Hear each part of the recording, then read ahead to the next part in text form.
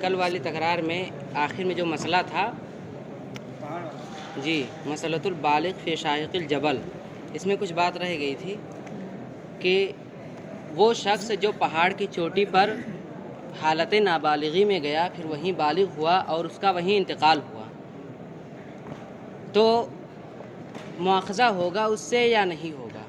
اس بارے میں معتزلہ چونکہ وہ حسن و قبح عقلی مانتے ہیں، اس لیے کہتے ہیں کہ مواخذہ ہوگا، اور کچھ حنفیہ بھی ان کے ساتھ ہیں جنہوں نے یہاں کہا کہ ہم بعض احکام کے ادراک میں عقل کو مستقل مانتے ہیں، تو یہ بھی انہی کے ساتھ ہیں، یہ بھی کہتے ہیں مواخذہ ہوگا۔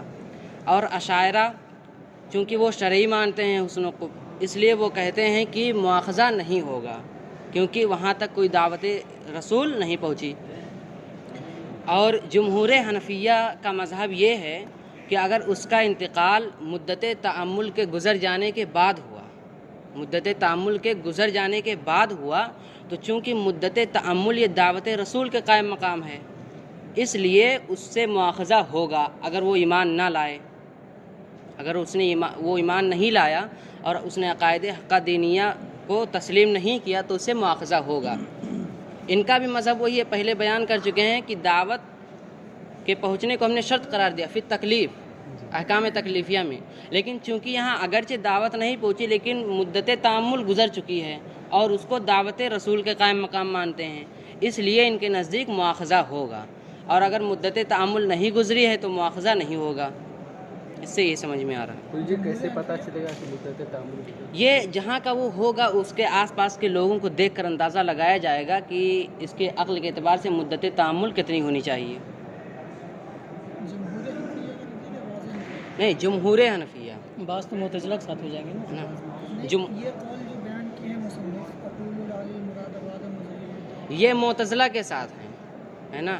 یہ تو بعض احناف کے قول کا مطلب ہے نا۔ ہاں تو اسی لیے تو کہہ رہا ہوں کہ یہ معتزلہ کے ساتھ ہیں کہ کہتے ہیں عقل مستقل ہے احکام کے ادراک میں، تو جب عقل مستقل ہے تو وہاں اگرچہ دعوت رسول نہیں پہنچی لیکن عقل کی بنیاد پر ایمان لانا چاہیے تھا، وہ نہیں لائے تو مواخذہ ہوگا، معتزلہ کی طرح کہہ رہے ہیں۔ اور جمہور حنفیہ اگرچہ یہ کہتے ہیں کہ دعوت کا پہنچنا شرط ہے، لیکن یہ بھی تو کہتے ہیں کہ مدت تعامل یہ دعوت کے قائم مقام ہے نا، مدت تعامل دعوت کے قائم مقام ہے، اس لیے اگر وہ مدت تعامل کے بعد انتقال کیا پھر بھی ایمان نہیں لایا تو مواخذہ ہوگا۔ عقل کے مستقل ہونے کا کیا مطلب؟ مطلب شرع پر کچھ موقوف نہیں، محض عقل ہی کافی ہے کام کے ادراک میں کہ یہ واجب ہے یہ حرام ہے۔ جی ہاں حکم، اسی لیے تو کہا فی بعض احکام ہی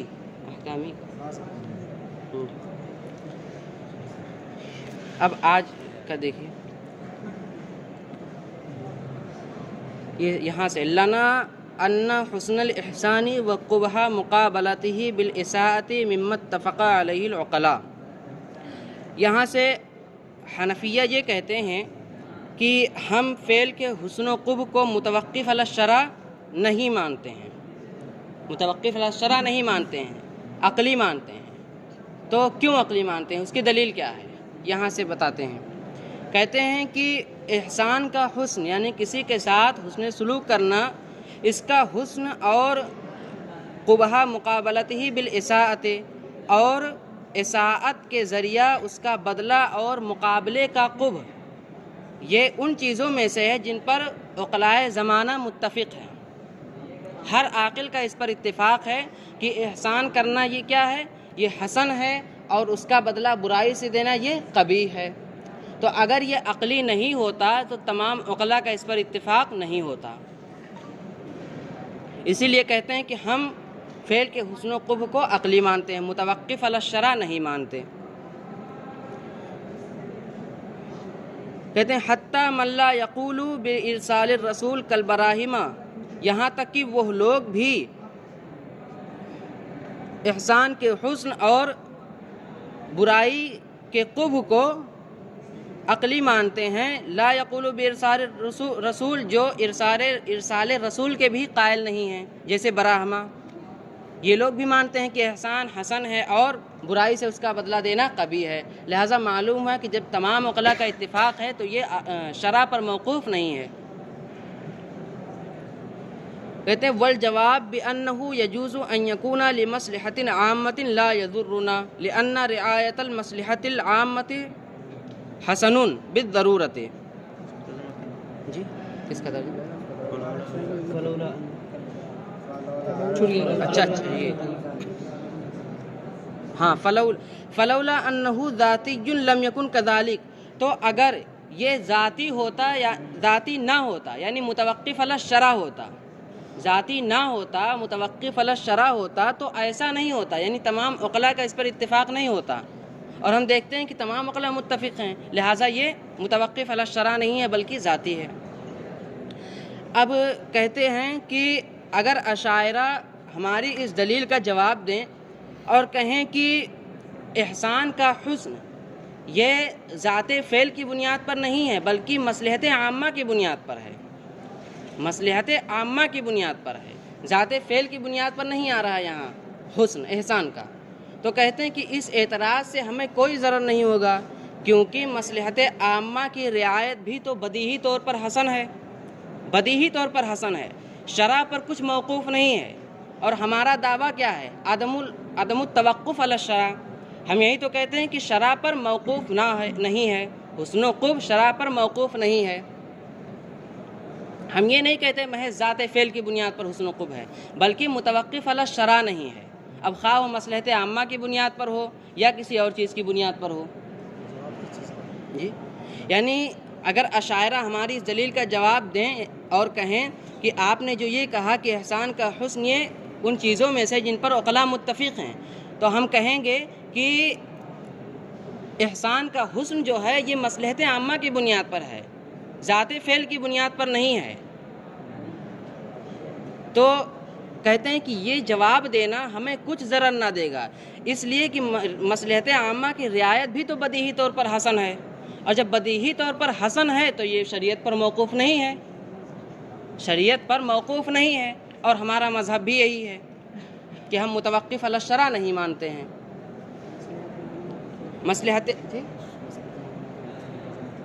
مصلحت عامہ یعنی ایسی مصلحت جس کو عام لوگ تسلیم کرتے ہیں، احسان، کسی کے ساتھ حسن سلوک کرنا یہ اچھا ہے، یہ اچھا ہے، سب کے نزدیک مسلم ہے، اس میں مصلحت ہے، اس میں مصلحت ہے، کوئی نقصان نہیں ہے۔ لأن رعایت المصلحت العامۃ حسن بالضرورت، اس لیے کہ مصلحت عامہ کی رعایت کہتے ہیں، اور یہ جواب دینا کہ ہو سکتا ہے کہ احسان کا حسن کسی مصلحت عامہ کی بنیاد پر ہو، ذات فعل کی بنیاد پر نہ ہو، تو لا یضرنا، یہ جواب ہمیں کچھ ضرر نہ دے گا، کیونکہ مصلحت عامہ کی رعایت بھی بدیہی طور پر حسن ہے، جب بدیہی طور پر حسن ہے تو شرع پر موقوف نہیں ہے۔ کہتے ہیں ہاں لو ادعینا انہ لذات الفعل، یہ جواب اس وقت ہمیں ضرر دیتا جب ہم یہ دعویٰ کرتے کہ ذات فعل کی بنیاد پر حسن فقط ذات فعل کی بنیاد پر آ رہا ہے احسان میں، تو اگر ہم یہ دعویٰ کرتے کہ فقط ذات فعل کی بنیاد پر آ رہا ہے تو آپ کا یہ جواب دینا صحیح ہوتا کہ یہاں ذات فعل کی بنیاد پر نہیں ہے بلکہ مصلحت عامہ کی بنیاد پر ہے نا۔ کہتے ہیں بل الدعویٰ عدم التوقف علی الشرع، بلکہ ہمارا دعویٰ کیا ہے کہ شرع پر موقوف نہیں ہے، شرع پر موقوف نہیں ہے تو مصلحت عامہ کی بنیاد پر بھی ہو سکتا ہے۔ یہاں تک ہوگی بات۔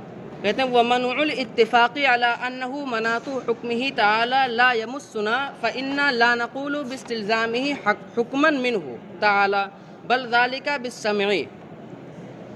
کہتے ہیں کہ اگر کوئی یہ کہے کہ ہمیں یہ تسلیم نہیں کہ حسن و قبح، ہمیں یہ تسلیم نہیں کہ حسن و قبح یہ اللہ تعالیٰ کے حکم کا مدار ہے اور اس کی جانب سے حکم کا مستلزم ہے، اگر کوئی یہ اعتراض کرے کہ ہمیں یہ تسلیم نہیں کہ اس بات پر اتفاق ہے کہ حسن و قبح یہ اللہ تعالیٰ کے حکم کا مدار ہے اور اس کی جانب سے حکم کا مستلزم ہے، اگر کوئی یہ کہتا ہے تو ہم کہیں گے لا یمسنا، تو یہ ہمیں یہ اعتراض کچھ ضرر نہ دے گا، ہمارے مذہب کو چھوئے گا بھی نہیں، یعنی ہمارے مذہب کے مخالف نہیں ہے۔ کیوں؟ کیونکہ ہم یہ کہتے ہی نہیں ہیں کہ حسن و قبح اللہ تعالیٰ کی جانب سے کسی حکم کا مستلزم ہے۔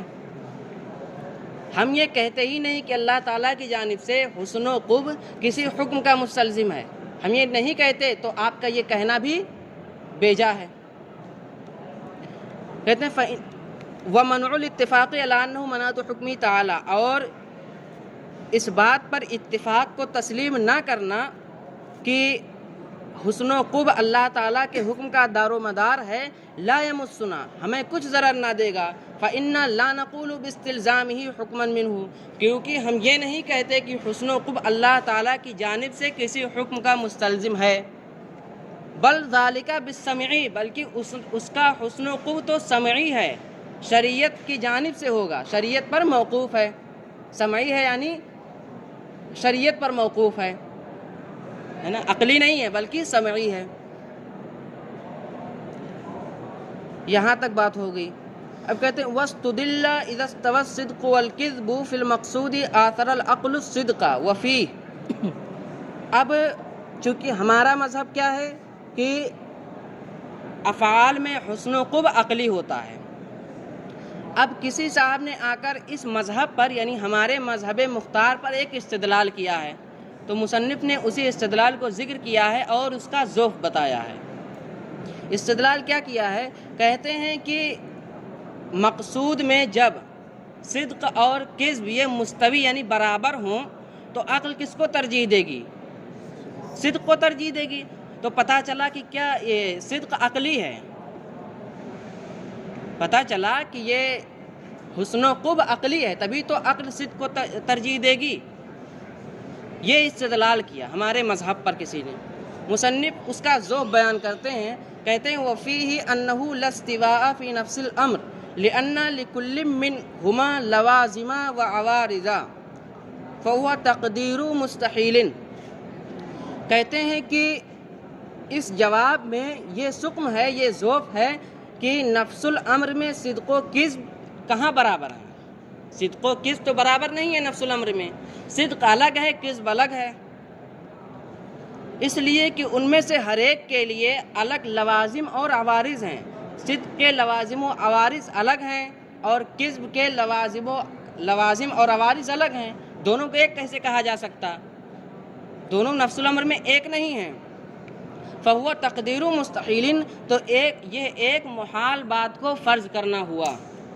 آپ نے جو استدلال کیا ہے فرض کر کے کہ صدق و کذب یہ برابر ہو تو عقل صدق کو ترجیح دے گی، یہ ایک محال بات کو آپ نے فرض کیا ہے، کیونکہ نفس الامر میں یہ دونوں برابر نہیں ہیں۔ یہاں تک بات ہو گئی۔ اب یہاں سے اشاعرہ اپنا مذہب ثابت کریں گے۔ اشاعرہ کا مذہب کیا ہے؟ جی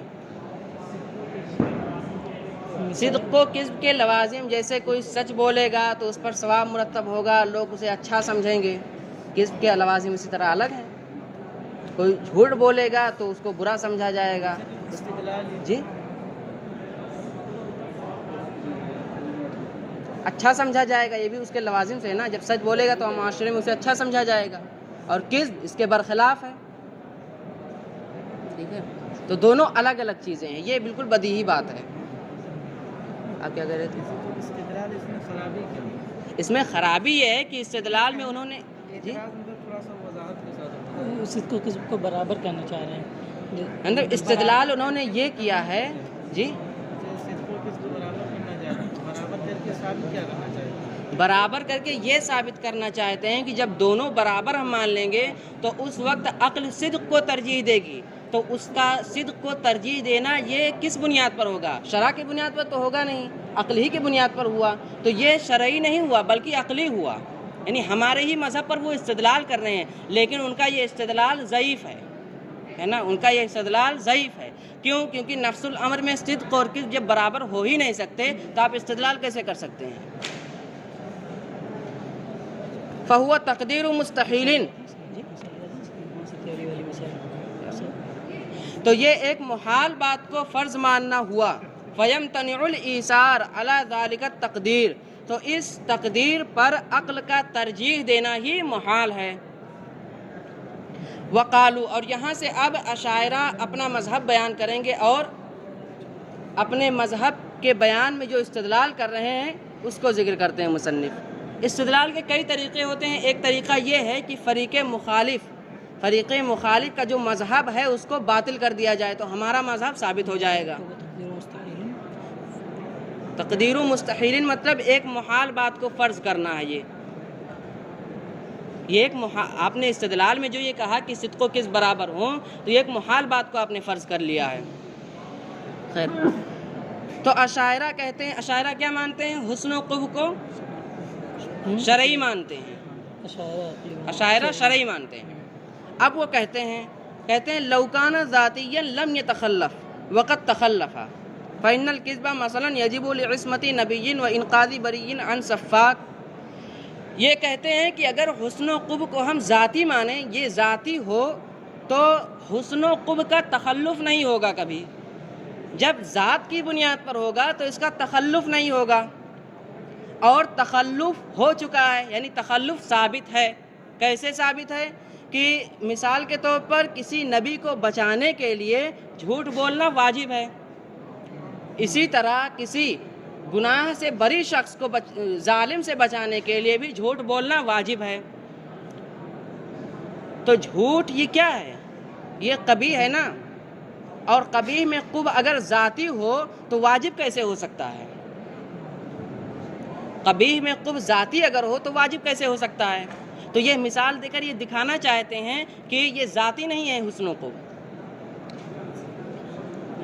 اسی کو کہتے ہیں کہ اگر ذاتی ہو تو تخلف نہیں ہوگا، اور تخلف ہو چکا۔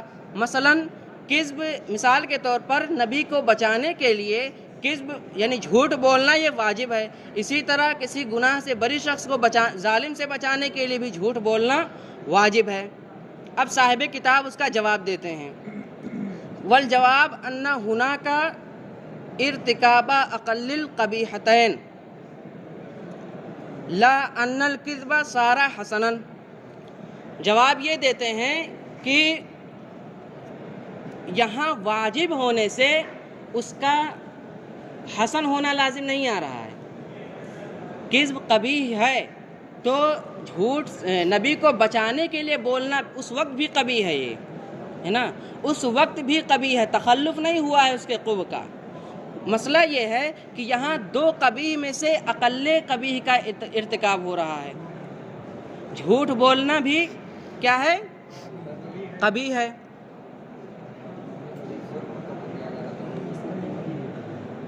عصمت نبی قبیح ہے۔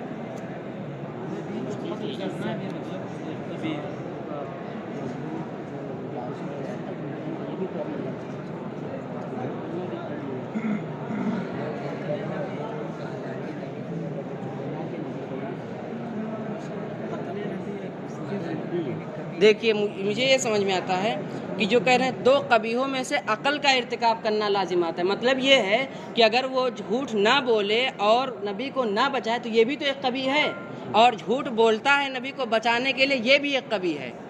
تو دونوں میں سے کون ہلکا قبیح ہے؟ نبی کو بچانے کے لیے جھوٹ بول دینا، ٹھیک ہے، نبی کو بچانے کے لیے جھوٹ بول دینا قبیح دونوں ہے نا۔ ہم یہ نہیں کہتے ہیں اس کا قبح متخلف ہو گیا، ختم ہو گیا، قبیح دونوں ہے، لیکن یہاں جو ہے نبی کو بچانے کے لیے جھوٹ بول دینا یہ کم قبیح ہے، یہ کہہ رہے ہیں۔ اسی طرح انقاذ بری والے مسئلے میں بھی کہ یہاں اس کو ظالم سے بچانے کے لیے مطلب بچانے کے لیے جھوٹ نہ بولنا یہ بھی قبیح ہے، اور جھوٹ بول دینا یہ خود قبیح ہے۔ لیکن ان میں سے ہلکا قبیح کون ہے؟ اس کو بچانے کے لیے جھوٹ بولنا۔ تو قبیح دونوں ہے، لیکن یہاں جو کم قبیح ہے، قباحت میں کم ہے، اس کا ارتکاب کیا ہے، اور قباحت کا تخلف نہیں ہوا ہے جیسا کہ آپ کہہ رہے ہیں۔ جی ہاں، رد ہے جی، اشاعرہ اپنی دلیل کو ثابت کر رہے ہیں، احناف پہ رد کر رہے ہیں، احناف ہاں دیکھیے اشاعرہ نے اپنا مذہب ثابت کرنے کے لیے احناف ہے نا، اپنا مذہب ثابت کرنے کے لیے فریق مخالف کا رد کیا، تو اسی کا صاحب کتاب جواب دے رہے ہیں، ہے نا، کہ آپ نے جو استدلال کیا وہ استدلال صحیح نہیں ہے۔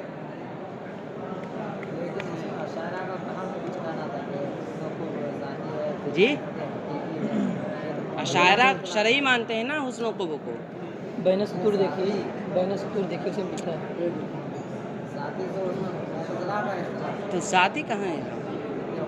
अफ़आल का हुस्न क़ुब ये ज़ाती है, सिफ़त हक़ीक़ी है।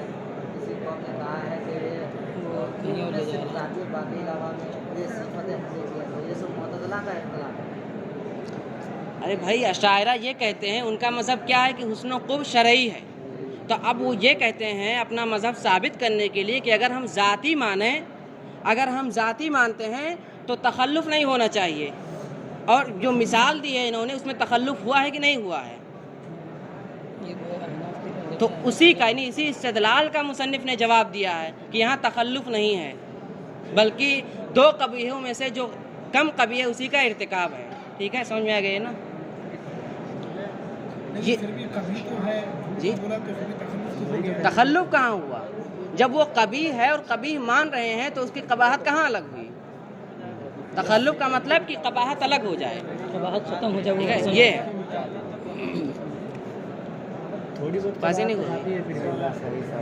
तखल्लुफ़ का मतलब ये है कि मिसाल के तौर पर कोई चीज़ कबीह है, ठीक है, तो उसकी कबाहत ख़त्म हो जाए, ये है तखल्लुफ़ का मतलब।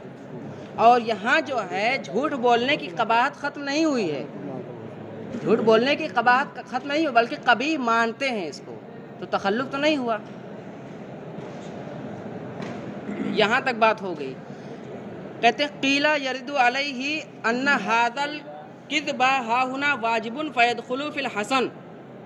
कहते हैं कि यहाँ भी एतराज़ हो सकता है। वो क्या कि जब आपने कहा नबी को बचाने के लिए झूठ बोलना वाजिब है, तो जो चीज़ वाजिब होती है वो हसन हुआ करती है, तो इसका मतलब क्या है? किज़्ब हसन है, किज़्ब हसन है।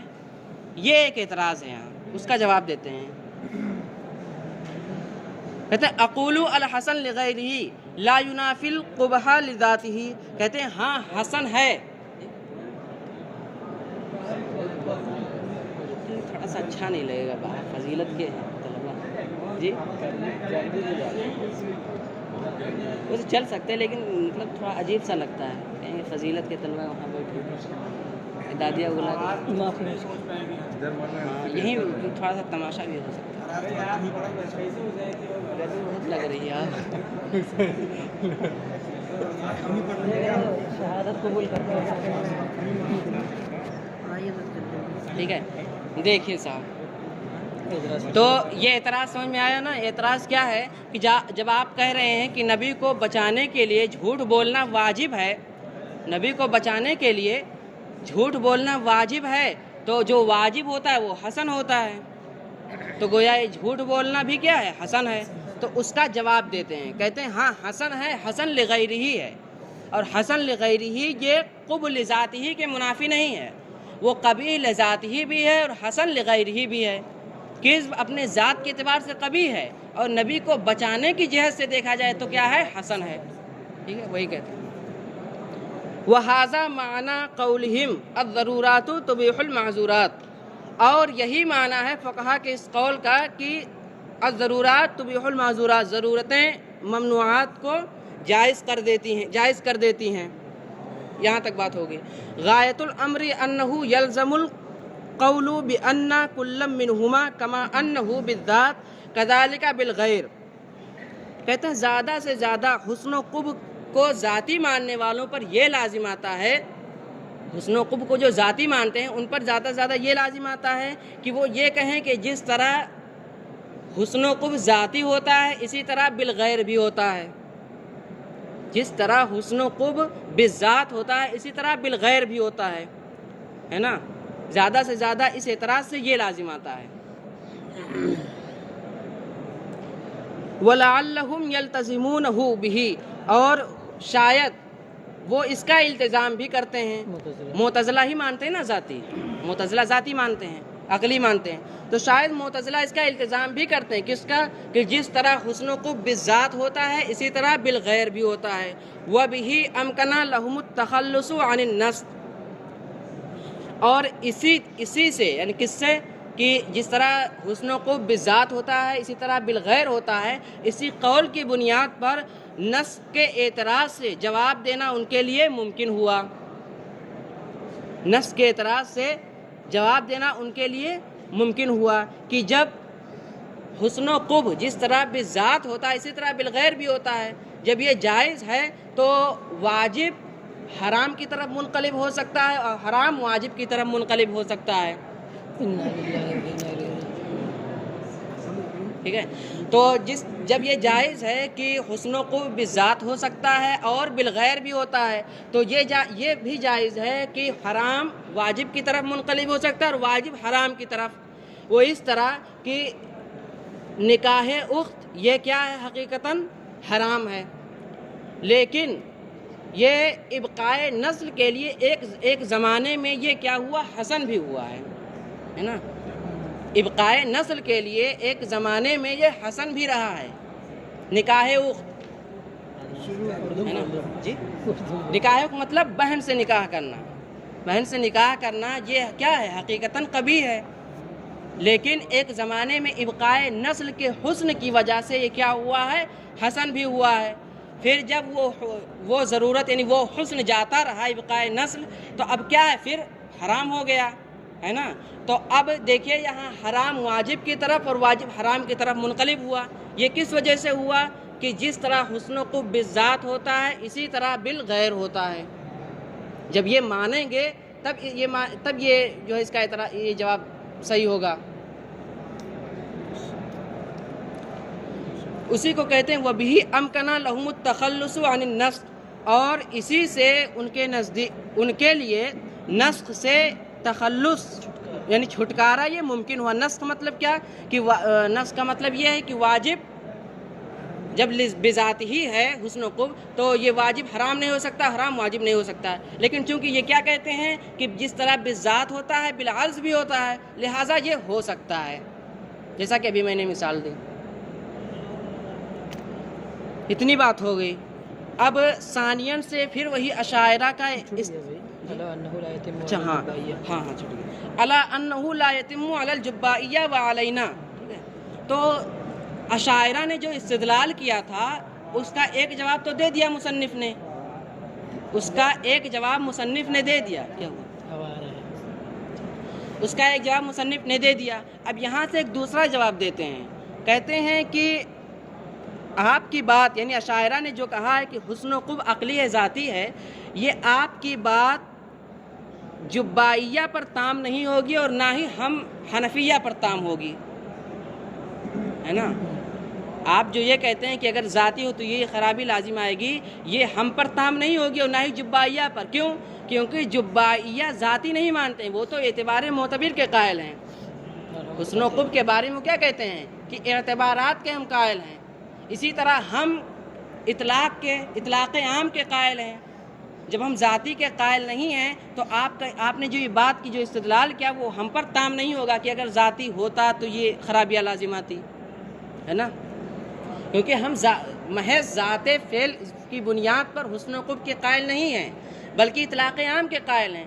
ذات فعل کے علاوہ دوسرے چیزوں کی بنیاد پر بھی حسن آ سکتا ہے۔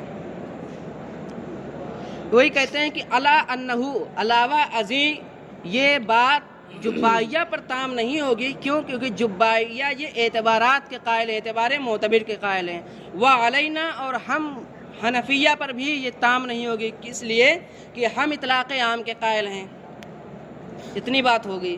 اب ثانیاً سے پھر اشاعرہ کا استدلال ذکر کرتے ہیں، دوسرا استدلال کہتے ہیں لو کان ذاتیا لاجتمع النقیضان فی مثل لاکذبن غدا فإن صدقہ یستلزم الکذب وبالعکس۔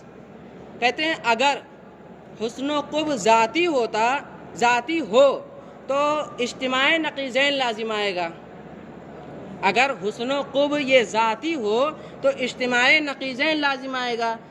لاکذبن غدا والی مثال میں کسی نے کہا لاکذبن غدا میں کل جھوٹ بولوں گا، ہے نا، کسی نے کہا لاکذبن غدا میں کل جھوٹ بولوں گا، تو اگر وہ کل جھوٹ بولتا ہے تو اپنے اس قول کی بنیاد پر تو اس نے سچ کر دکھایا نا لاکذبن غدا، لیکن خود جھوٹ کا ارتکاب کر رہا ہے، تو خود جھوٹ کا ارتکاب کر رہا ہے یہ کذب، اور لاکذبن غدن کو سچ کر دکھایا تو یہ صدق، تو اجتماع نقیضین ہو گیا، یہ ایک صورت ہوئی۔ اور اگر نہیں بولتا ہے جھوٹ، اگر جھوٹ نہیں بولتا ہے تو لاکذبن غدن یہ صادق نہیں آیا ہے نا، تو یہ صدق ہوا۔ لاکذبن غدن جھوٹ نہیں بولتا ہے تو اس اعتبار سے کیا ہوا؟ کذب ہوا نا، کیونکہ اپنے اس قول میں وہ کاذب ہوا، اور ادھر عدم صدق ہے کیونکہ جھوٹ نہیں بولا تو عدم کذب ہے نا، ادھر صدق ہوا یعنی ادھر کذب ہوا، کیونکہ جب وہ جھوٹ نہیں بولا تو گویا کاذب ہوا اپنے اس قول میں، تو یہ کذب ہوا، اور ادھر عدم کذب ہے نا، ادھر عدم کذب ہے، تو یہاں بھی اجتماع نقیضین ہوا۔ تو اسی کو بتا رہے ہیں کہ اس مثال میں خواہ جھوٹ بولے یا نہ بولے، صدق و کذب کا اجتماع لازم آ رہا ہے، تو اگر یہ ذاتی ہو حسن و قوت تو اجتماع نقیضین لازم آئے گا، اجتماع نقیضین لازم آئے گا۔ پہلے دیکھیے جناب، کہتے ہیں کہ اگر ذاتی ہو لاجتماع نقیضان فی مثل لاکذبن غدن فإن صدقہ یستلزم الکذب، کہ اس صورت میں اجتماع نقیضین لازم آئے گا لاکذبن غدن والی مثال میں، کیونکہ اس کا صدق یہ کذب کو مستلزم ہوگا، یعنی اگر وہ سچ بول دے تو کذب کو مستلزم، اور وبالعکس، اور اگر نہ بولے تب بھی اجتماع نقیضین ہے نا۔ وللملزوم حکم اللازم، تو دیکھیے یہاں اجتماع نقیضین لازم آ رہا ہے، تو اجتماع نقیضین کیا ہے؟ محال ہے، اور جو چیز محال کو مستلزم ہو وہ بھی محال ہوتی ہے، تو اجتماع نقیضین کس بنیاد پر لازم آ رہا ہے؟ ذاتی ماننے کی بنیاد پر نا، تو ذاتی ماننے کی بنیاد پر اجتماع نقیضین لازم آ رہا ہے، تو ذاتی ہونا بھی محال ہے نا، یہ کہہ رہے ہیں۔ کہتے ہیں وللملزوم حکم اللازم، اور ملزوم کے لیے لازم کا حکم ہوتا ہے، جو اجتماع نقیضین لازم آ رہا ہے یہ محال ہے، تو جو اس کا ملزوم ہے ذاتی ہونے کی بنیاد پر آ رہا ہے تو وہ بھی کیا ہے؟ محال ہے، یہ کہہ رہے ہیں۔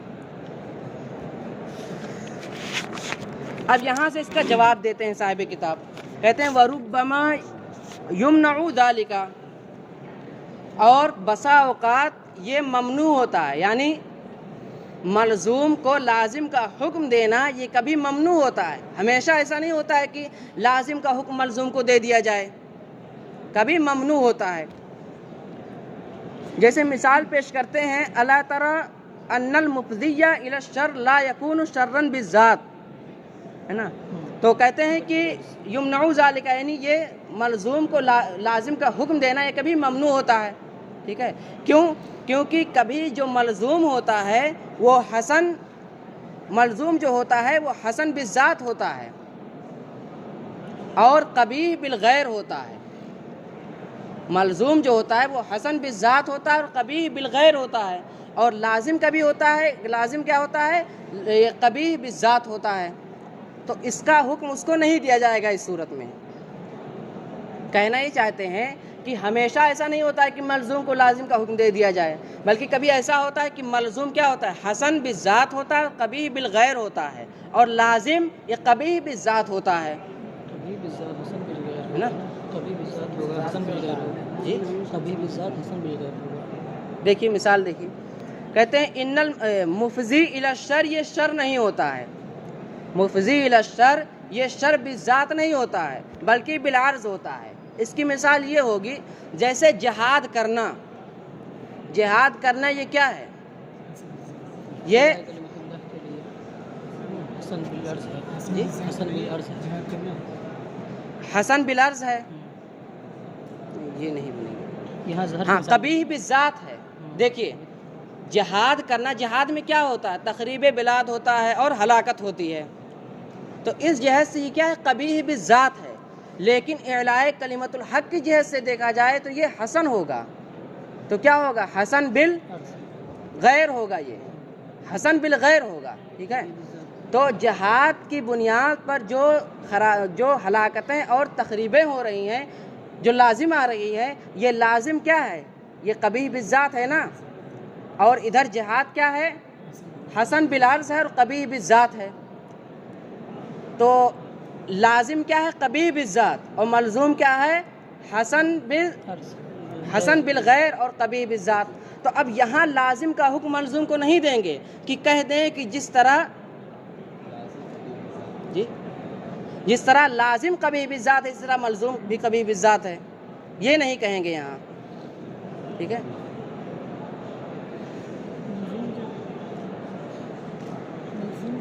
جی ملزوم دیکھیے جہاد میں کیا ہے، کیا لازم آ رہا ہے؟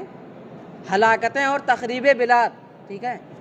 تو لازم جو آ رہا ہے یہ قبیح بالذات ہے، اور ملزوم جو ہے جہاد وہ حسن بالغیر ہے اور قبیح حسن بالغیر ہے، ٹھیک ہے؟ تو یہاں لازم کا حکم ملزوم کو نہیں دیں گے، کیونکہ اگر لازم کا حکم ملزوم کو دیں گے تو یہ کہنا پڑے گا کہ جہاد بھی قبیح بالذات ہے، بلکہ یہاں جو ہے ملزوم جو ہے وہ حسن بالغیر ہے نا، وہ حسن بالغیر ہے۔ تو دکھانا یہی چاہتے ہیں کہ ہمیشہ ملزوم کو لازم کا حکم نہیں دیا جائے گا۔ کہتے ہیں اللہ تعالیٰ جیسا کہ آپ دیکھتے ہیں کہ مفضی الی الشر، یہ شر بالذات نہیں ہوتا ہے بلکہ بالعرض ہوتا ہے نا، اور جب بالعرض ہوتا ہے تو لازم کا حکم ملزوم کو نہیں دیا جائے گا۔ قال الشیخ فی الاشارات جی یہ اشاعرہ نے جو استدلال کیا ہے اس کا جواب ہے۔ قال الشیخ فی الاشارات الشر داخل فی القدر بالعرض، شیخ یعنی شیخ بولی سینا نے اشارات میں کہا کہ شر تو بالعرض قدر میں بھی داخل ہے، شر یہ بالعرض قدر میں بھی داخل ہے۔ مثلا اللہ تبارک تعالیٰ نے شر قلیل پر خیر کثیر کو کیا کیا؟ موقوف فرما دیا، خیر کثیر کو شر قلیل پر موقوف فرما دیا۔ تو اب حکیم کی یہ شان نہیں کہ شر قلیل کی وجہ سے خیر کثیر کو ترک فرما دے، لہٰذا شر قلیل کو بھی وہ کیا ہے؟ وجود بخشے گا، ہے نا؟ تو شر تو قدر میں داخل ہے لیکن یہ بالعرض یعنی خیر کثیر کے حصول کے لیے شر قلیل کا وجود ہوگا، ہے نا؟ خیر کثیر کے حصول کے لیے شر قلیل کا وجود ہوگا۔ جیسے جہاد ہی، جی جہاد ہی جیسے جہاد ہی کا مسئلہ ہے نا، جیسے جہاد ہی کا مسئلہ ہے کہ شر قلیل یعنی کچھ ہلاکتوں پر خیر کثیر یعنی اعلاء کلمت الحق کو موقوف فرما دیا اللہ تعالیٰ نے، ہے نا؟ تو یہاں اس کا بھی وجود ہوگا کہ نہیں ہوگا؟ شر قلیل کا اس کا بھی وجود ہوگا، اور یہ لازم ہے، یہ لازم ہے، اور خیر کثیر کیا ہے؟ ملزوم ہے۔ تو اب یہاں لازم یعنی شر کا حکم ملزوم کو نہیں دیا جائے گا بلکہ جو ملزوم ہے وہ حسن رہے گا، حسن بالغیر رہے گا، ٹھیک ہے؟ اور لازم جو ہے وہ کیا ہے؟ قبیح بالذات ہے۔ ہاں الہی کلمت اللہ ملزوم ہے، اسی کی بنیاد پر کیا لازم آ رہا ہے؟ ہلاکتیں اور تخریب، ہے نا؟ تو وہ ملزوم ہے، یہ لازم۔ تو کہنا یہی چاہتے ہیں، ان کے کہنے کا مطلب یہی ہے کہ ہمیشہ ملزوم کو لازم کا حکم نہیں دیا جائے گا، اور جب ہمیشہ ملزوم کو لازم کا حکم نہیں دیا جائے گا تو جو آپ نے استدلال کیا تھا وہ استدلال بھی ٹوٹ گیا آپ کا۔ قال الشیخ فی الاشارات الشر داخل فی القدر بالعرض، شیخ نے اشارات میں کہا کہ شر بھی قدر میں بالعرض داخل ہے۔ اس کی مثال کس کی؟ الشر داخل، ہاں جیسے جہاد ہی کی مثال لے لیجئے کہ جہاد کیا ہے؟ اچھا اس کا مطلب یہ ہوا کہ شر یہ بالعرض قدر میں داخل ہے کہ اللہ تبارک و تعالیٰ نے خیر کثیر کو مثال کے طور پر شر قلیل پر موقوف فرما دیا ہے۔ تو جب شر قلیل پر موقوف فرما دیا ہے تو حکیم کی یہ شان نہیں کہ شر قلیل کی وجہ سے خیر کثیر کو ترک فرمائے، تو اب شر قلیل کو بھی وجود بخشے گا، تو یہ شر بالعرض داخل ہوا قدر میں۔ شر قلیل جیسے جہاد، نہیں شر قلیل جیسے ہلاکتیں، ٹھیک، کہ یہ بھی کیا ہے؟ یہ شر قلیل ہے لیکن یہ کیا ہے؟ داخل ہے قدر میں۔ کیوں؟ کیونکہ اس کی بنیاد پر اعلاء کلمت الحق خیر کثیر کا حصول ہو رہا ہے، ٹھیک ہے؟ تو یہ لازم ہے اور ملزوم، تو ملزوم حسن بالغیر ہے اور یہ کیا ہے؟ قبیح بالذات ہے۔ تو اب اس لازم کا حکم اسے نہیں دیں گے بلکہ وہ ملزوم وہ حسن بالغیر رہے گا، قبیح بالذات نہیں ہوگا۔ یہاں تک ہو گیا جی۔ تقدیر تقدیر الہی. اب ثالثاً سے پھر وہی اشاعرہ کا استدلال ہے. جی اچھا ہاں، اقول ھذا یرشدک الی الالتزام المذکور سابقا فافہم. کہتے ہیں میں کہتا ہوں کہ یہ جواب جو بھی میں نے دیا یہ التزام مذکور ہی کی طرف رہنمائی کر رہا ہے، جو بھی سابقاً جو بھی گزرا. التزام مذکور کیا ہے کہ جس طرح حسن و قوہ بالذات ہوتا ہے اسی طرح بالغیر بھی ہوتا ہے، اور ہم نے یہی تو بھی ثابت کیا کہ جس طرح بالذات ہوتا ہے بالغیر بھی ہوتا ہے. جو مثالیں دی اس میں ثابت کیا نا کہ ملزوم حسن بالغیر ہو رہا ہے اور لازم قبیح بالذات ہو رہا ہے. تو وہی کہتے ہیں کہ یہ جواب دینا یہ التزام مذکور کی طرف جو سابقاً جو بھی گزرا اس کی طرف رہنمائی کر رہا ہے. ففہم تو سمجھنا چاہیے. ثالثاً سے پھر اشاعرہ کا استدلال ہے. استدلال کیا؟ یعنی وہ استدلال کر کے اپنا موقف ثابت کریں گے. وہ کہتے ہیں کہ فعل عبد استراری ہے، بندے کا فعل استراری ہے، ٹھیک ہے. اور جب بندے کا فعل استراری ہوگا تو جو چیز استراری ہوتی ہے اس کا تعلق حسن و قبح سے نہیں ہوتا ہے. اب استراری کیسے ہے اس کو یہ ثابت کریں گے. کہتے ہیں استراری اس لیے ہے کہ بندے کا فعل کیا ہے؟ ممکن ہے. بندے کا فعل ممکن ہے، اور ممکن کسے کہتے ہیں؟ دونوں جانب برابر ہوں، جانب عدم اور وجود دونوں برابر ہوں، وہ ممکن ہے. تو بندے کا فعل کیا ہے؟ ممکن ہے. اور جب تک وہ کسی ایک جانب کو راجع نہ کر دے اس وقت تک اس کا فعل وجود میں نہیں آ سکتا. جب تک وہ کسی ایک جانب کو راجع نہ کر دے اس کا فعل وجود میں نہیں آ سکتا. اور جب وہ دونوں جانب میں سے کسی ایک جانب کو راجع کر دے گا تو دوسری جانب مرجوع ہوگی، دوسرا جانب مرجوع ہوگا، اور جو راجع ہوگا وہ کیا ہوگا؟ وہ واجب ہو جائے گا. ٹھیک ہے. جب اس نے راجع کر دیا تو دوسرا جانب مرجوع ہو گیا، اور جو راجع ہے وہ واجب ہو گیا، کیونکہ مرجوع من حیث ہوا یہ کبھی راجع نہیں ہو سکتا. تو اب یہ کیا مجبور ہو گیا اسی کے کرنے پر جس کو راجع کیا ہے.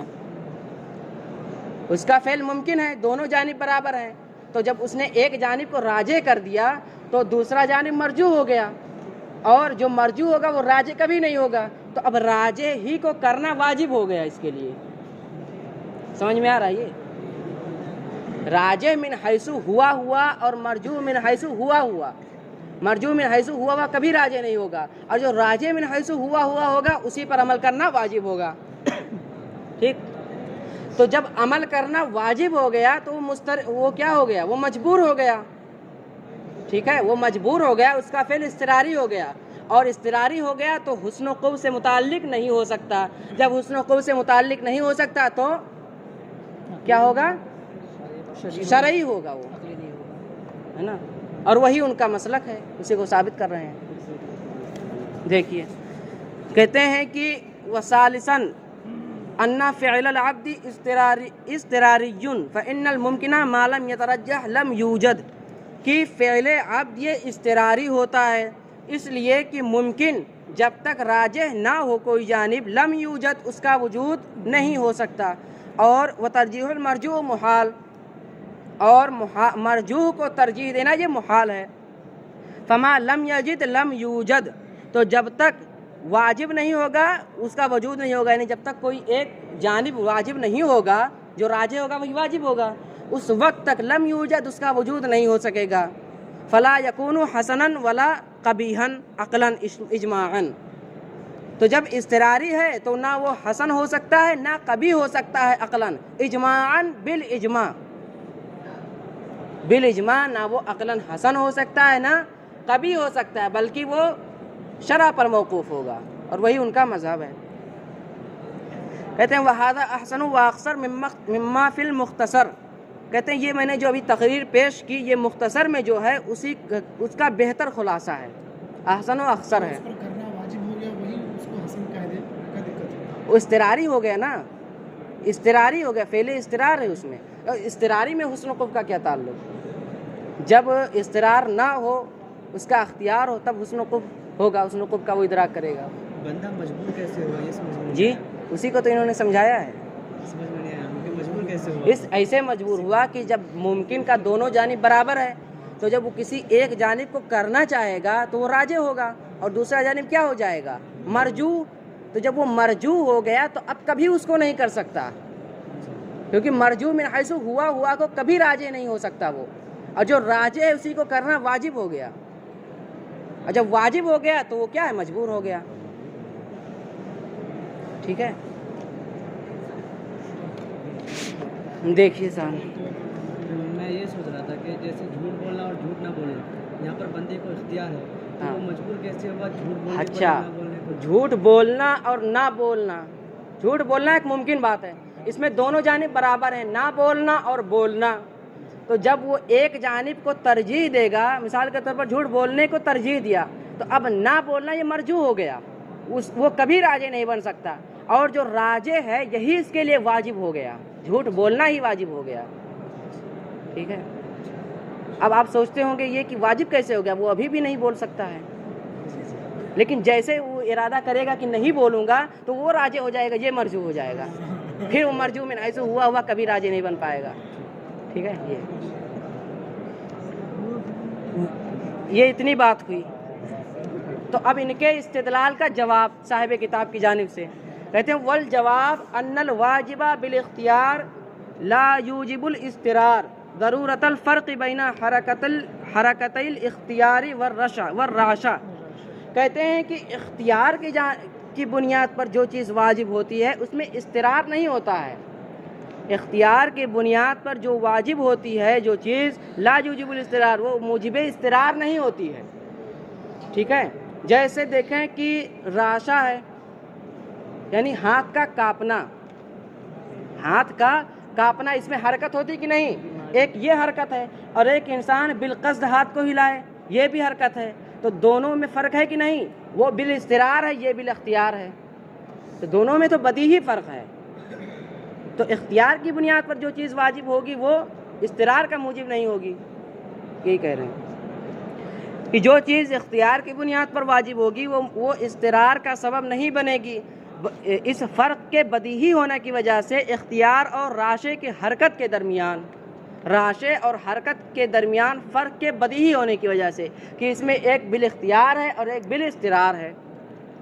अला अन्नहु मनक़ूज़ुन बिफ़िअलिल बारी ताला, अलावा अज़ीं आपका ये इस्तिदलाल अल्लाह ताला के फ़ेल से भी टूट जा रहा है। क्यों, किस तरह कि अल्लाह ताला भी जब किसी चीज़ के करने का इरादा फरमाता है तो क्या आप वहाँ भी कहेंगे कि ये जानिब राजे हो गया, अल्लाह ताला पर वाजिब हो गया करना? अगर ये कहते हैं तो ये तो वजूब का कौल करना लाजिम हुआ, जो सही नहीं है ना। तो अल्लाह ताला के फ़ेल से भी ये इस्तिदलाल टूट जा रहा है। वाज़े हो गए ना ये?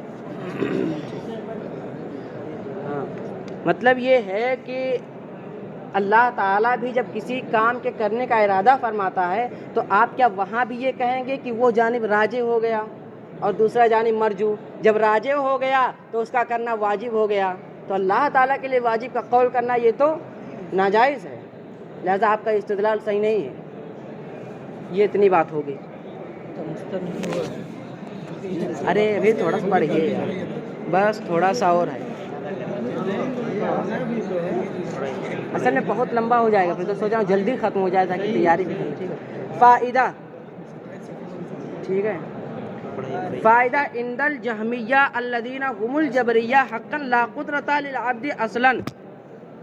अब यहाँ से ये जिक्र करते हैं कि जहमिया जो जबरिया हैं, हाँ, तो जो जबरिया हैं हक़्क़न हकीकत हैं, ये मुतज़िली है, ये जबरिया की तरह है, हुमुल जबरिया हक़्क़न, हकीकत में ये जबरिया है। हाँ, मुतज़िला भी का मज़हब ये है ना। जहमिया जो जबरिया यानी क्या है, मुतज़िला हैं। ठीक है, ये क्या कहते हैं, ला कुदरता लिल अब्दी असलन, कि बंदे को कोई कुदरत असलन होती ही नहीं है, बंदा मजबूर महज है जमात की तरह। जबरिया ये कहते हैं, जो मुतज़िला हैं उनका मज़हब ये है कि बंदे की कोई कुदरत नहीं होती है फ़ेल में, बल्कि वो जमात महज हैं, ये कहते हैं मुतज़िला जबरिया। साहिब किताब कहते हैं वहादा सफ़सता, ये बेवकूफ़ी की बात है, सफसता ये बेवकूफ़ी की बात है, इसका हकीकत से कोई ताल्लुक़ नहीं है। जबरिया अलग है, जी? मुतज़िला अलग होते हैं, मुतज़िला मज़हब का बयान होगा जो आप कह रहे हैं, जो ये इनको जो मुतज़िला कह रहे हैं। तो जबरिया क्यों कहा इसको? जबरिया ये मुतज़िली है, ये यानी जहमिया ये मुतज़िली है, ये जबरिया ही की तरह है। जबरिया इनके नज़दीक बंदा मजबूरी महज होता है। चलिए ठीक है, फिर से देखिए, जबरिया मैंने कहा ना, यहाँ जबरिया दूसरा फ़िरका है जिनके नज़दीक बंदा मजबूर महज होता है, ये मुतज़िला का मसलक है। ठीक है, तो कहते हैं जहमिया जो जबरिया की तरह हैं, हैं? जहम बिन सफ़वान मुतज़िली है, ये मुतज़िलियों का मज़हब है। मुतज़िली ये है, लेकिन ये इसका जो अक़ीदा है ये जबरिया की तरह है। मुतज़िली का अक़ीदा यहाँ बयान होगा, नहीं समझ पाए? ये जो जहमिया है, जहम बिन सफ़वान की तरफ मंसूब होता है, ठीक। ये मुतज़िली है, ये हकीकत में जबरिया की तरह होते हैं कि जबरिया का अक़ीदा क्या है, वो इनका अक़ीदा होता है। सब देखिए, फिर से सुनिए, खल्त मत हो गए। देखिए, एक है जबरिया और एक है मुतज़िला। जबरिया का मज़हब क्या है, वो जबर से है कि बंदा मजबूर महज है, और मुतज़िला क्या कहते हैं कि बंदा अपने अफ़ाल का खालिक है।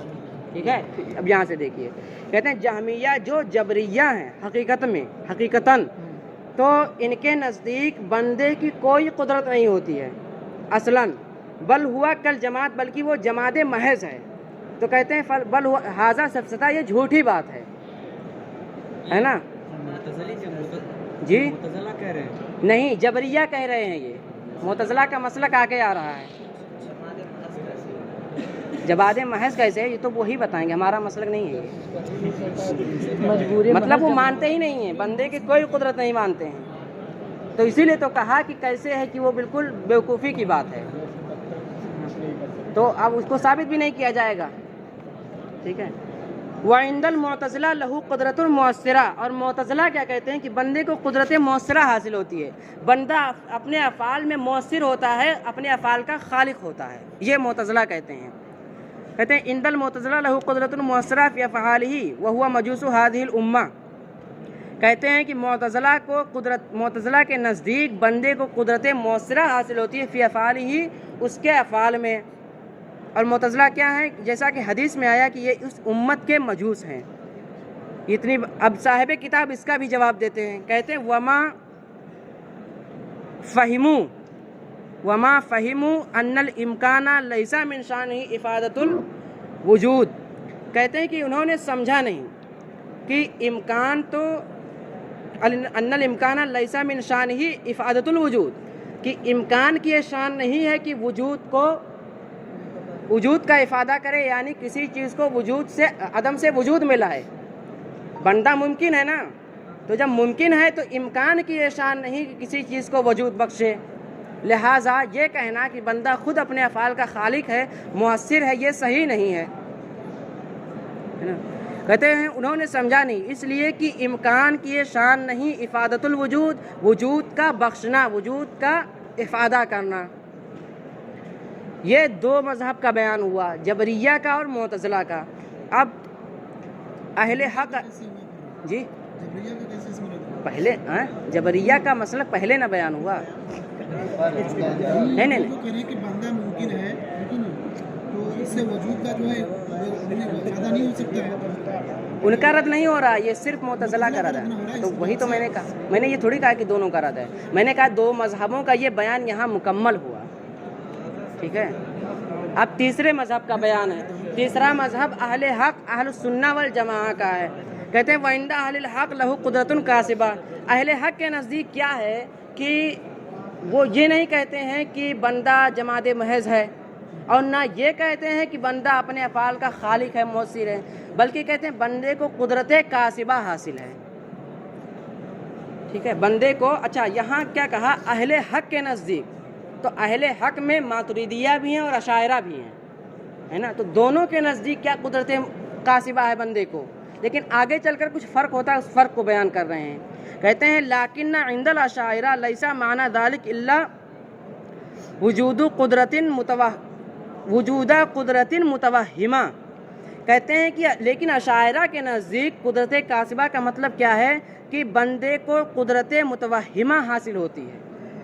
कुदरत मुतवहिमा एक वहमी कुदरत हम मान लेते हैं, हकीकतन उसको भी कुदरत नहीं होती है, एक वहमी कुदरत मानते हैं। तो कहते हैं कि الا وجود قدرت متوہمۃ مع الفعل بلا مدخلیۃ، کہ اس کو محض فعل کے ساتھ ایک قدرت متوہمہ حاصل ہوتی ہے بغیر اس بلا مدخلیۃ، یعنی حقیقتاً اس کے قدرت کا کوئی دخل نہیں ہوتا ہے، حقیقتاً اس کی قدرت کا کوئی دخل نہیں ہوتا ہے، بلکہ بس محض ایک وہمی قدرت ہوتی ہے اسے۔ قالو ذالک کافٍ فی التکلیف، اور تو شاعرہ نے کیا کہا کہ یہی بات تکلیف میں کافی ہے، بندے کو مکلف بنانے کے لیے یہی بات کافی ہے کہ ہم اس کے لیے قدرت متوہمہ کا وجود مانتے ہیں، ٹھیک ہے۔ اب صاحب کتاب کہتے ہیں والحق انہ کفو للجبر، کہتے ہیں کہ حق یہ ہے کہ یہ جبریہ ہی کے مسلک کی طرف رجوع کر رہے ہیں، یہ جبریہ کے کف ہیں، یعنی اس کے مساوی ہیں، مماثل ہیں، ہے نا، جبریہ کے کیا ہیں، یہ کف ہیں، مماثل ہیں، یہ کہنا چاہتے ہیں۔ انہو میں ہو کا مرجع یہ اشاعرہ کا مسلک کہہ لیجیے، ان کا مسلک جبر کے برابر ہے نا، کیونکہ جبریہ کا جس طرح مسلک ہے کہ بندہ کیا ہے، مجبور محض ہے، اسی طرح اشاعرہ بھی کہتے ہیں کہ وہ اس کی قدرت کا حقیقتاً کوئی دخل نہیں ہے، بس قدرت متوہمہ مانتے ہیں، تو یہ بھی تو اسی مسلک کا اقرار ہوا۔ جی یہ جواب ہے، جواب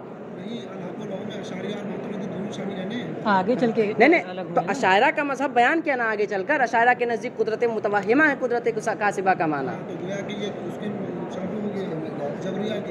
ہاں جی کیا کہا، نہیں دیکھیے جبریہ کا مسلک پہلے بیان ہوا ہے نا، جبریہ کیا مانتے ہیں، مجبور محض مانتے ہیں، تو اشاعرہ نے کیا بیان کیا اپنا مسلک کہ ہم کیا مانتے ہیں کہ بندے کی قدرت کا کوئی دخل نہیں ہے، حقیقتاً ایک وہمی قدرت ہے، تو یہ بھی تو وہی بات کہنا ہوا جو جبریہ کہتے ہیں کہ ہم بھی، جبریہ کیا کہتے ہیں، قدرت نہیں مانتے ہیں، یہ بھی قدرت نہیں مانتے ہیں، وہمی قدرت مانتے ہیں، ٹھیک ہے۔ ان کا اعتراض یہ ہے کہ پھر اصحاب حق میں ان کو کیوں شامل شمار، اصحاب حق میں اس لیے شمار کیا کہ یہ قدرت کاسبہ مانتے ہیں، اگرچہ اس کا معنی دوسرا بیان کرتے ہیں، ٹھیک ہے،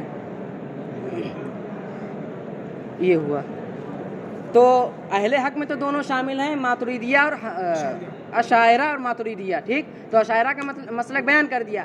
اب عند الحنفیہ سے کہہ کر حنفیہ ماتریدیہ کا مسلک بیان کرتے ہیں، وعند الحنفیہ القصد صرف القدرہ المخلوقۃ الی القصد المصمم الی الفعل فلہا تاثیر فی القصد المذکور، کہتے ہیں ہم حنفیہ ماتریدیہ کے نزدیک قصد کا معنی کیا ہے کہ قدرت مخلوقہ، یعنی اللہ تعالیٰ نے جو قدرت بندے کو دی ہے، تو اس قدرت مخلوقہ کو فعل کے قصد مصمم کے لیے صرف کرنا، فعل جزئی کو، ٹھیک ہے، تو ہاں پھر سے تو ہمارے نزدیک قصد کا کیا معنی ہے کہ قدرت مخلوقہ کو فعل جزئی کے قصد مصمم کے لیے صرف کرنا، یہ ہمارے نزدیک قصد کا معنی ہے، اور اشاعرہ کا دوسرا ہے، بیان کر چکے، ٹھیک۔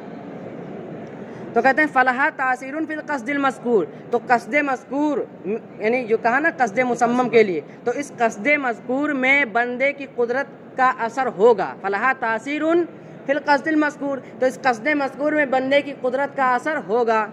وَيَخْلُقُ اللَّهُ سبحانہ تعالی الفعل المقصودہ عند ذلك بالعادہ، اور اس قدرت مطلب قدرت کا اثر ہے، قصد مذکور قدرت کا اثر، یہ قصد مذکور سے مراد یہ قصد مصمم جو ذکر کیا ادھر ہے نا، ٹھیک ہے۔ تو اللہ تعالیٰ اس قدرت کے یعنی قدرت مخلوقہ کے صرف کے وقت فعل مقصود کو عادتاً کیا کر دیتا ہے، پیدا فرما دیتا ہے۔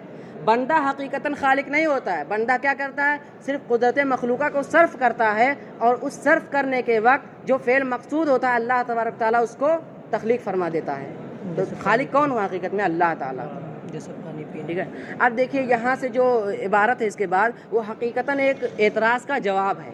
اعتراض یہ ہے کہ آپ کہتے ہیں کہ بندے کی قدرت کا اثر ہوتا ہے قصد مذکور میں، بندے کی قدرت کا اثر ہوتا ہے قصد مذکور میں، تو یہ بھی ایک طریقے سے کیا ماننا ہوا کہ بندہ کسی نہ کسی حد تک خالق ہے فعل مذکور میں، تو اسی کا یہ جواب دے رہے ہیں۔ دیکھیے جواب، فقیل ذالک القصد من الاحوال غیر موجود ولا معدوم فلیس بخلق، کہتے ہیں کہ وہ قصد جو ہے قصد مصمم جس میں بندے کی تاثیر ہوتی ہے وہ کیا ہے؟ من الاحوال، وہ ایک حالت ہے، وہ احوال سے یعنی وہ ایک حال ہے، غیر موجود ولا معدوم، نہ ہی وہ مستقلا موجود ہے اور نہ ہی وہ معدوم ہے، بلکہ کیا ہے؟ وہ موجود، کسی موجود کے ساتھ قائم ہے۔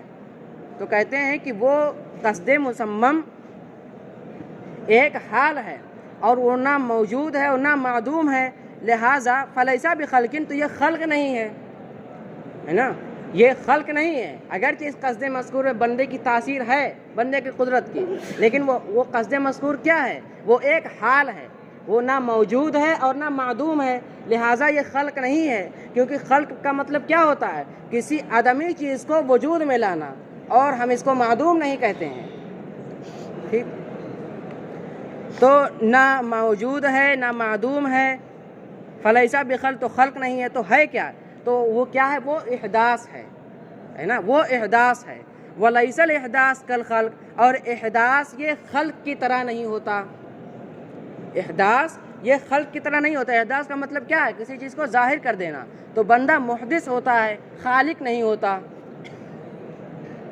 تو یہ احداث ہے۔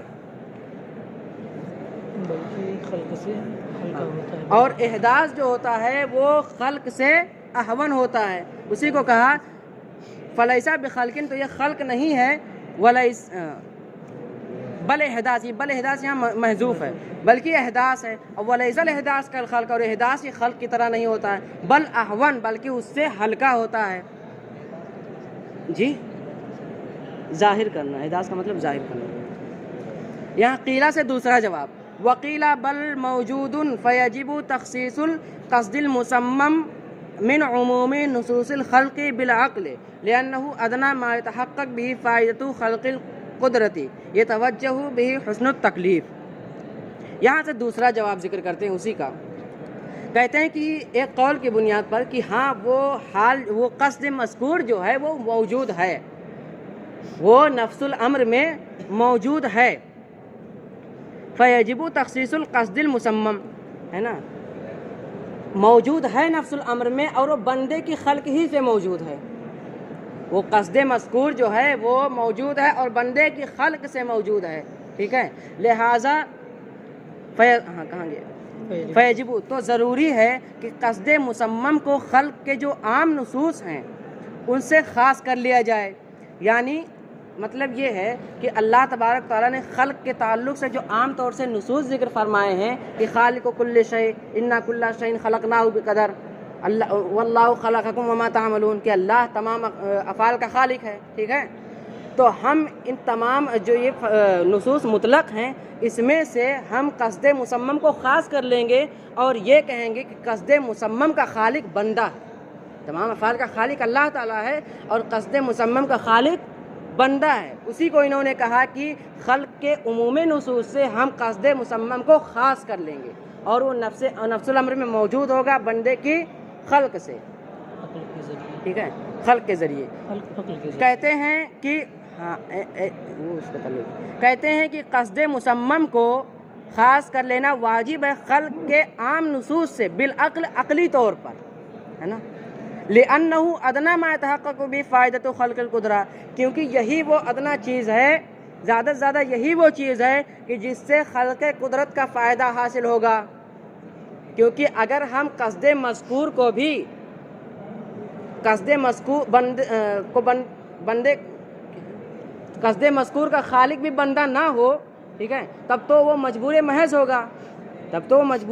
ہوگا، اور قدرت کا کوئی فائدہ نہیں رہ جائے گا، وہ قادر نہیں ہو پائے گا، ہے نا، جبکہ بندہ کیا ہے؟ قادر بھی تو ہے، بندہ قادر بھی ہے، تو اگر قصد مذکور کو ہم خالق نہ مانیں، بندے کو قصد مذکور کا خالق نہ مانیں تو قادر نہیں رہ پائے گا، ٹھیک ہے، اسی کو کہتے ہیں لِأَنَّهُ أَدْنَى مَا يَتَحَقَّقُ بِهِ فَائِدَةُ خَلْقِ الْقُدْرَةِ، کیونکہ یہی وہ ادنا چیز ہے جس سے خلق قدرت کا فائدہ متحقق ہوتا ہے کہ اللہ تعالیٰ نے قادر بنایا ہے تو اس کا فائدہ کیا ہے؟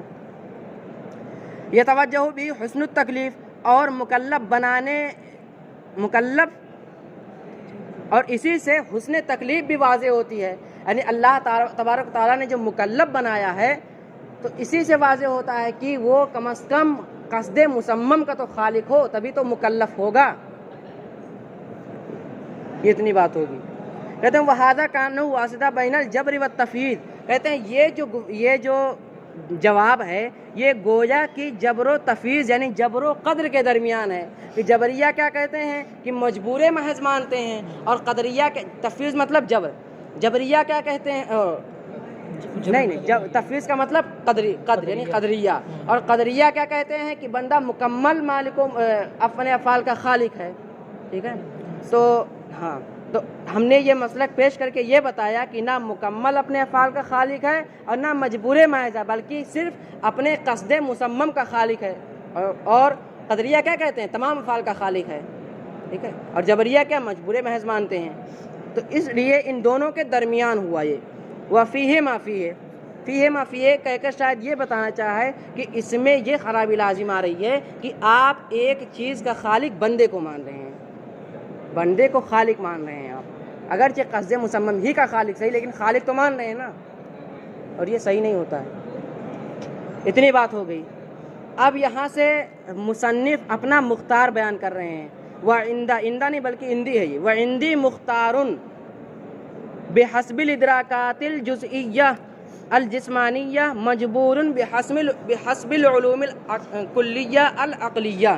کہتے ہیں میرے نزدیک بندہ مختار ہے. کس اعتبار سے؟ ادراکات جزئیہ جسمانیہ کے اعتبار سے وہ مختار ہے, اور مجبور ہے کس لحاظ سے؟ علوم کلیہ عقلیہ کے اعتبار سے وہ مجبور ہے.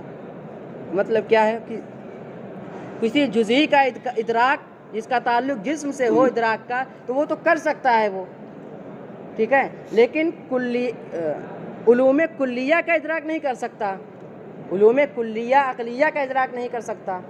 ٹھیک ہے, جیسے کسی ایک فرد کے بارے میں تو وہ جان سکتا ہے, وہ علم حاصل کر سکتا ہے, لیکن تمام انسان جتنے دنیا میں پائے جاتے ہیں سب کے بارے میں وہ علم حاصل کرے, علوم کلیہ عقلیہ کا ادراک کرے, یہ اس اعتبار سے وہ مجبور ہے. اور مختار کس اعتبار سے ہے کہ وہ ادراک جزئیہ میں وہ ادراک جزئیہ کر سکتا ہے. ٹھیک ہے. وشرح ذلک فی الفطرۃ الالہیہ, اور اس کی شرح فطرت الالہیہ میں ہے. وانہا لاجدی من تفاریق العصا, اور کہتے یہ ہیں کہ یہ رسالہ جو ہے فطرت الالہیہ اس کا نفع بتا رہے ہیں کہ یہ بہت مفید ہے.